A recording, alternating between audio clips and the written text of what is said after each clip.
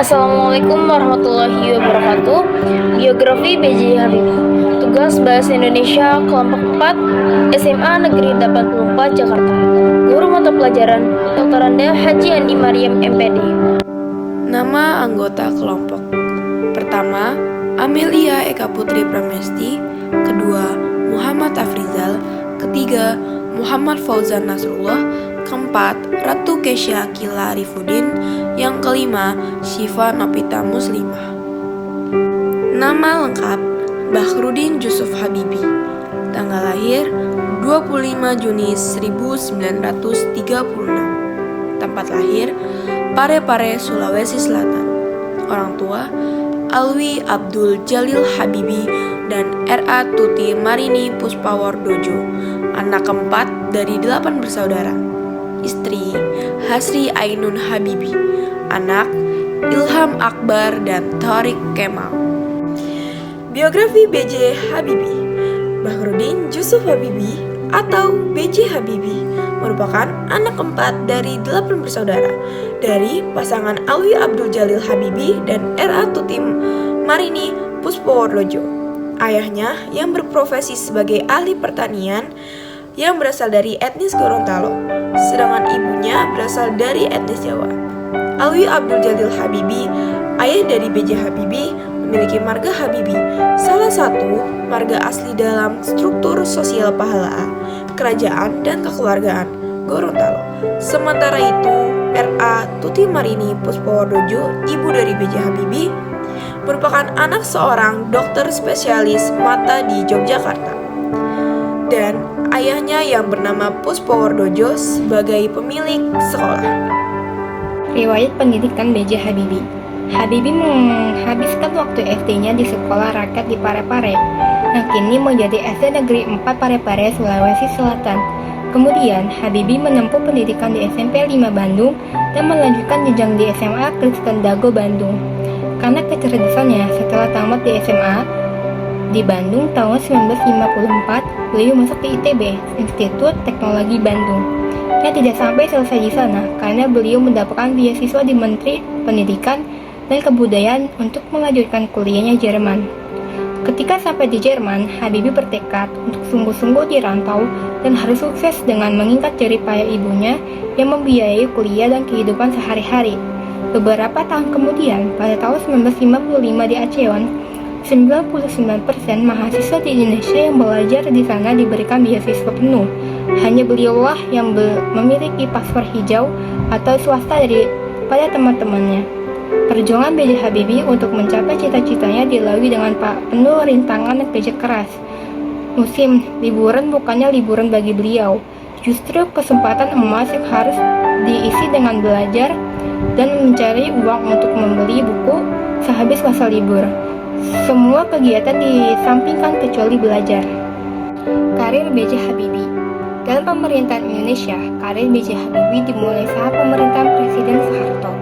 Ia dipinta kembali di Jerman, lalu menjabat sebagai Menteri Negara Riset dan Teknologi sejak tahun 1978 sampai Maret 1998. Saat krisis 1998, Soeharto mundur dan menetapkan B.J. Habibie sebagai Presiden ketiga Indonesia dari 1 Mei 1998 hingga 20 Oktober 1999. Habibie menjabat sebagai Wakil Presiden ke-7 sejak 14 Maret 1998 hingga 21 Mei 1998 dalam Kabinet Pembangunan 7 di bawah Soeharto. Sebelum pulang ke Indonesia, Habibie telah lebih dulu berkarir di Jerman.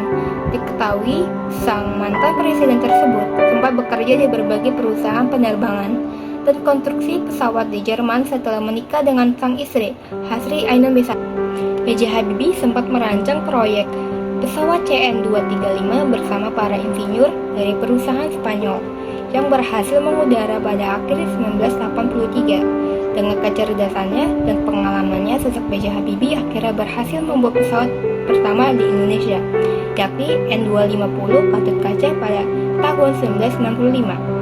Bersama timnya, Industri Pesawat Terbang Nusantara (IPTN), B.J. Habibie merancang pesawat baling-baling dengan daya angkut sekitar 50 penumpang dan bisa diperbesar hingga 70 penumpang bernama N250 Gatot Kaca. Kisah cinta Habibie dan Ainun. B.J. Habibie dan Ainun adalah dua siswa cemerlang di kelasnya saat SMA. Melalui kalimat ini menarik, harus Asri jadi dengan Habibie. Jika mereka jadi suami istri, anaknya bisa pintar-pintar, candaan go kehong. Guru pelajaran di kelas seperti diingat Habibie.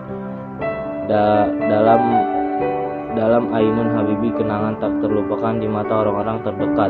2012 1-3 yang disusun A. Makmur, maka siapa sangka candaan sang guru ternyata kenyataan. Namun ternyata hingga mereka lulus dan Habibie melanjutkan studi ke Jerman, keduanya tak pernah benar-benar dekat. Rudi Sapan akrab Habibie. Saat muda awalnya memang tak pernah punya perasaan apapun pada Ainun. Namun sang ibulah yang mengingatkan keduanya menikah pada tanggal 12 Mei 1962. Di Rangga Melela, Bandung, akad nikah Habibie dan Ainun digelar secara adat dan budaya Jawa, sedangkan resepsi pernikahan digelar keesokan harinya dengan adat dan budaya Gorontalo di Hotel Prenger. Kisah hidup inspiratif. Dengan berbagai pencapaian dan peran yang besar bagi bangsa Indonesia, kisah hidup B.J. Habibie pun diangkat ke film layar lebar. Masyarakat Indonesia mengenal B.J. Habibie karena kisah cintanya bersama sang istri Ainun.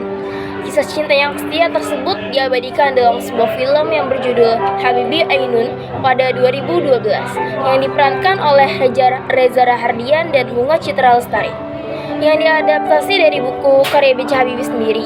Selain itu, ada pula film Rudi Habibie dan Ainun 3 yang diperankan oleh Reza Rahardian dan Chelsea Islan pada tahun 2016, dan Habibie dan Ainun ketiga pada tahun 2019 yang diperankan oleh Reza Rahardian dan Maudy Ayunda.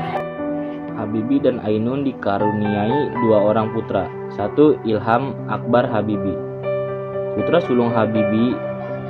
Pasangan Habibie Ainun ini lahir di Aachen, Jerman 16 Mei 1963. Selama hampir 31 tahun, pakar penerbangan dari Indonesia ini dibesarkan dan menempuh pendidikan di Jerman bersama adiknya.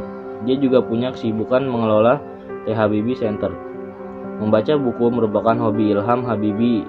Buku teknik bisnis, fisika, dan filsafat di lahapnya. Jebolan PhD dengan predikat summa cum laude dari Technical University of Munich, Jerman itu memiliki sedet riwayat pekerjaan, diantaranya Boeing pada kurun waktu 1994 sampai 1996. Direktur Marketing PT Digantara Indonesia, Ketua Dewan TI Nasional Presiden, Direktur PT Tabi Rekatama Presiden, Direktur PT Ilthabi Bara Utama, CEO di PT Ilthabi Rekatama serta Komisaris PT Pollux Barelang Mega Superblock Mastertad Batam. Tareq Kemal Habibie. Tareq Kemal Habibie lahir pada 1967. Dia mengelola The Habibie Center dengan sang kakak. Tareq adalah seorang pengusaha. Kliennya tersebar di berbagai negara di Eropa. Beberapa perusahaan lain juga dikelolanya, di antaranya PT Tareq Habibie Karbon. Perusahaan itu bersama PT Pos Indonesia membuat perangko edisi terbatas bergambar Habibie Ainun 2017.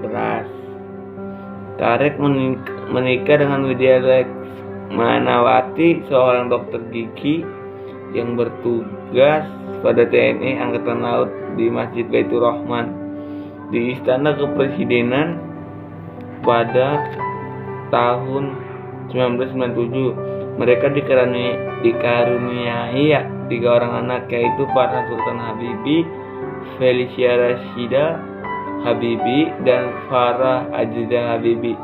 Tareq Kemal Habibie menggunakan penutup mata karena ia terkena penyakit glaukoma yang merusak bagian retina mata. Hingga saat ini belum ada teknologi yang bisa kembali memulihkan kondisi mata Tarek. Berbeda dengan kerusakan di bagian kornea yang masih bisa disembuhkan dengan metode pengobatan saat ini. Sementara penyakit gula ini sudah ditanggung Tarek selama bertahun-tahun. Wafat B.J. Habibie. Bakhruddin Yusuf Habibie atau B.J. Habibie wafat di Rumah Sakit Pusat Angkatan Darat, Jakarta pada 11 September 2019.